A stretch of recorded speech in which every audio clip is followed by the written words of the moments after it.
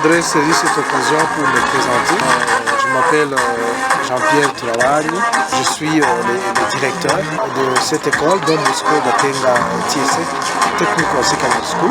Et cette année, nous avons eu cette opportunité d'obtenir un financement pour la promotion du gender, c'est-à-dire quoi, de l'égalité filles et garçons dans l'éducation. À propos en fait, des résultats auxquels nous venons d'arriver, et surtout pour voir un peu comment est-ce que les filles participent à l'éducation dans la formation technique, je dois dire qu'il y a encore beaucoup à faire. Il y a très peu de filles en fait, dans notre école. Pour le moment, nous avons une dizaine de filles qui sont réparties dans la section de plomberie, électricité et bâtiment. Et on espère, avec cette sensibilisation, avec cet engagement même de la communauté locale et même des éducateurs, peut-être on peut espérer que cette nouvelle année académique, il y aura un plus grand nombre de filles.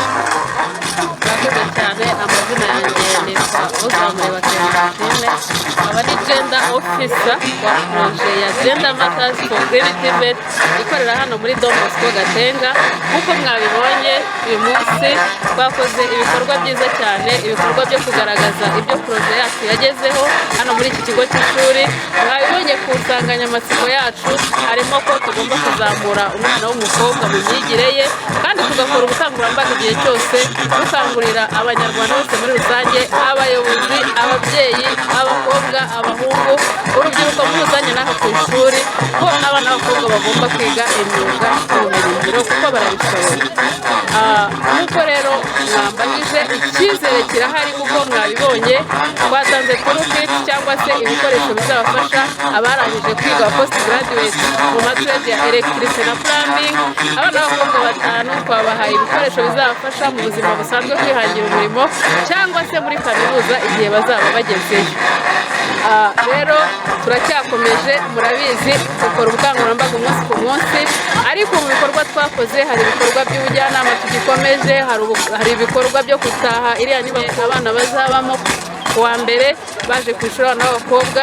Mwabibonye ko twiteguye bihagije, kandi na ndetse hari abaduhaye gusa n'abakobwa 72 tuzakira muri izi ntangiriro z'igihembwe. Twizeye rero ko tuzakomeza gushyiramo imbaraga nk'umushinga wa Gender Matters for Creativity, tukagira impinduka nziza mu Rwanda dufatanyije n'ikigo cy'ishuri cya Don Bosco Gatenga. Icyo nabwira abakobwa bagenzi banjye, nabashishikariza kuza kwiga imyuga, kwiga TVET, kuvuga ko iyi mirimo ari iy'abahungu, indi ari iy'abahungu, ibyo ntabwo bigikora. Ibyo navuga ko rwose kwibwira gutyo ko ari ukwibeshya, kuko imyuga yose urayishobora. Ikintu cyose ushyizemo umwete ukumva uragikunze, ukumva uragishaka, uragikora kandi ukagishobora. Sisi n'umukobwa siniga amashanyarazi, narayize nzi kuyakora neza, nabonye n'inkunga y'ibikoresho. Ibintu byose ushaka ubigeraho pfa kuba ubikunze gusa. Wowe icya mbere ni uko ubikunda, ubundi byose ubigeraho.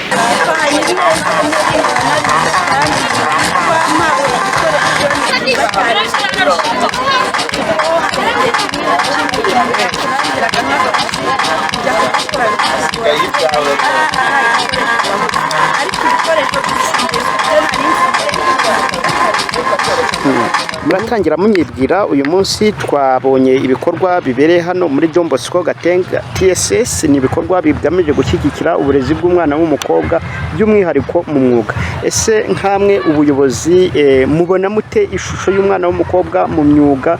Ni n'ubuhe butumwa mutanga kugira ngo umwana w'umukobwa yumve koko ko umwuga tekinike ari umwuga ushobora kumutunga? Murakoze. Amazina nitwa Migambi Eric, umuyobozi w'umurenge ntiyabashije kuboneka, ndetse n'abagomba kuva ku karere, ariko byabaye ngombwa ko nza nkabahagararira. Ubusanzwe ndi umukozi ushinzwe kwakira no gukemura ibibazo by'abaturage ku murenge wa Gatenga, ari naho iki kigo cya Don Bosco giherereye. Uyu mushinga twawushimye cyane ibikorwa byawo, cyane cyane ko teza imbere, fasha abana b'abakobwa kuba bakitabira imyuga itandukanye. By'umwihariko iki kigo aho hagiye kwiga abana b'abakobwa imyuga itandukanye irimo ubwubatsi, guteka ndetse gutunganya ibiribwa n'ibinyobwa, kabamo amashanyarazi ndetse n'amazi no gusudira. Tumaze kubona ko muri sosiyete yacu hano mu Rwanda abana b'abakobwa twaje gusanga barashoboye ntacyo abahungu bakora abakobwa batakora.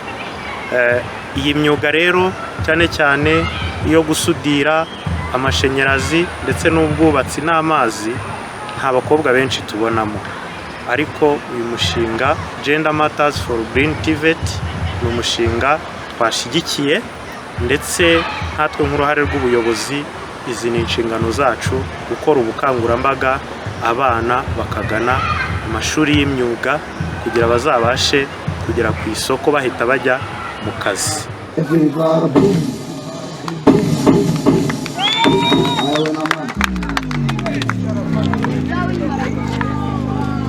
I like your style.